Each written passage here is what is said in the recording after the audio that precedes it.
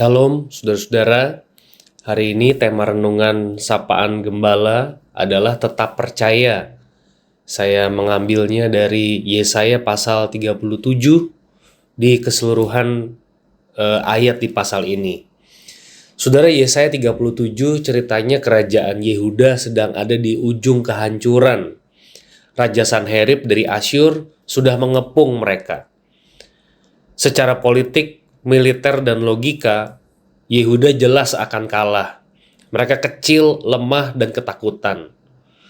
Udah gitu ada kalimat-kalimat gaslighting, baik dari Sanherib maupun dari Tirhaka, Raja Ethiopia. Nah, di dalam situasi seperti itu, firman Tuhan datang kepada bangsa Yehuda. Yesaya 37 ayat yang ke-6. Berkatalah Yesaya kepada mereka, beginilah kamu katakan kepada tuanmu, beginilah firman Tuhan, janganlah engkau takut terhadap perkataan yang kau dengar yang telah diucapkan oleh budak-budak Raja Asyur untuk menghujat aku.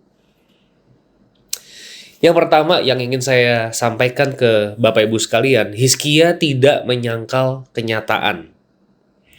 Juru minuman agung dalam Yesaya 36 ayat 5-7 mengejek Tuhan, mengejek iman Israel, dan menyebarkan teror psikologis. Yesaya 37, 9-13 ada utusan Tirhaka Raja Ethiopia juga mengejek Hizkia. Hizkia nggak pura-pura kuat, saudara.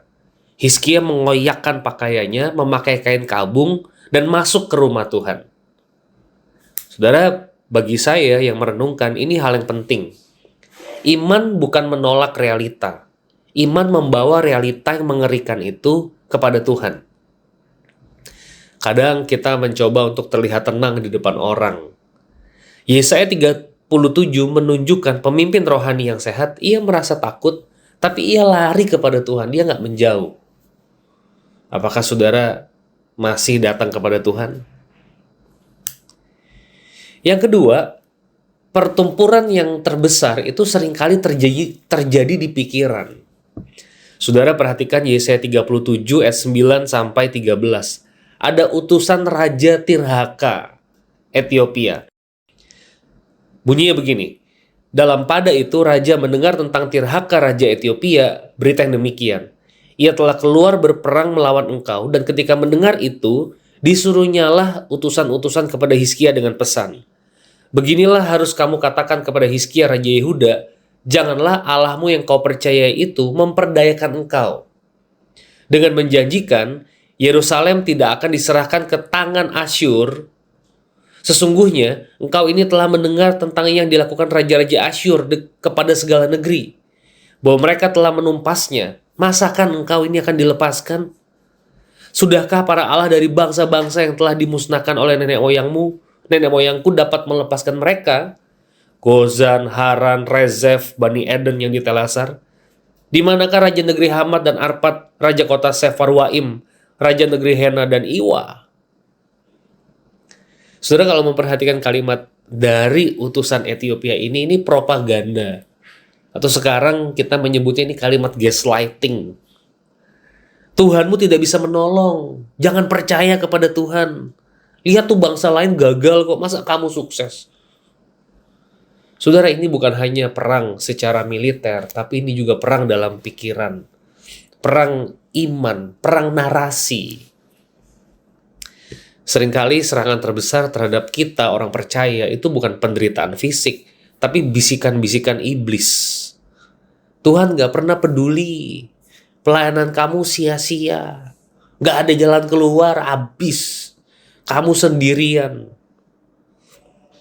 Saudara, itu kalimat-kalimat demonik menurut saya. Setan bekerja seperti Asyur dan Ethiopia, melemahkan iman sebelum menghancurkan tindakan. Yang ketiga, Hizkia membentangkan surat itu di hadapan Tuhan. Saudara, Yesaya 37 ayat 14. Hizkia menerima surat itu dari tangan para utusan lalu membacanya. Kemudian pergilah ia ke rumah Tuhan, membentangkan surat itu di hadapan Tuhan. Saudara, ini gambaran yang indah ya. Ketika dia terima masalah, dia membentangkan itu di hadapan Tuhan, di rumah Tuhan. Yesaya 37 ayat 14. Jadi dia nggak hanya ngebaca berulang-ulang di kepalanya, dia membawanya ke hadirat Tuhan. Itulah doa yang sejati, saudara. Bukan sekedar kalimat-kalimat formula yang sudah dihafal, tapi membawa ketakutan nyata kita kepada Tuhan.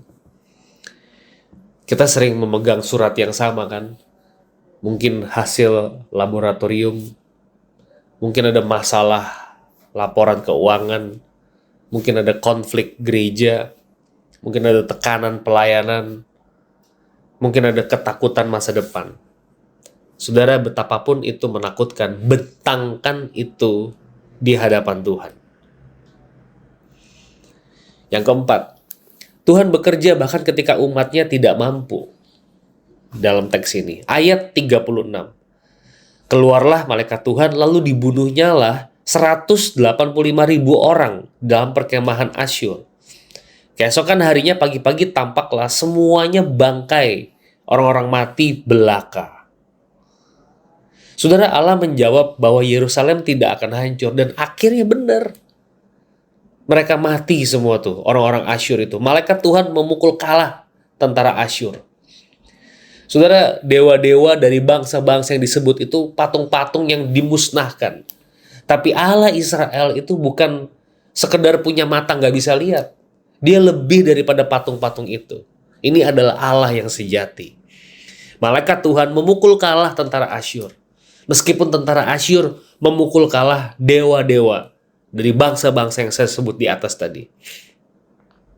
Jadi Yehuda tidak memenangkan perang itu dengan kekuatan sendiri, tapi Yahweh yang bertindak. Sepertinya Tuhan kayak mau bilang sama Yehuda, kamu diem. Ketahuilah, akulah Allah. Aku yang akan bertindak buat kamu, bukan kamu. Yang kelima, yang terakhir, kesombongan manusia selalu terbatas. Ayat yang ke-38. Lihat ending dari Raja Asyur ini, saudara. Pada suatu kali ketika ia sujud menyembah di dalam kuil Nisrok allahnya, maka Adramelek dan Sarezer anak-anaknya membunuh dia dengan pedang. Mereka meloloskan diri ke tanah Ararat, kemudian Esarhadon anaknya menjadi raja menggantikan dia. Saudara, Sanherib kelihatannya nggak terkalahkan, tapi di pasal ini dia mati di rumah dewanya sendiri. Saya ulangi, dia mati di rumah Allahnya yang katanya tuh paling powerful. Saudara, kerajaan terbesar dunia tetap fana. Kuasa manusia tetap sementara. Hanya Tuhan yang sungguh berdaulat. Tuhan yang kita kenal di dalam Kristus, Roh Kudus yang menyertai pelayanan gereja pada saat ini.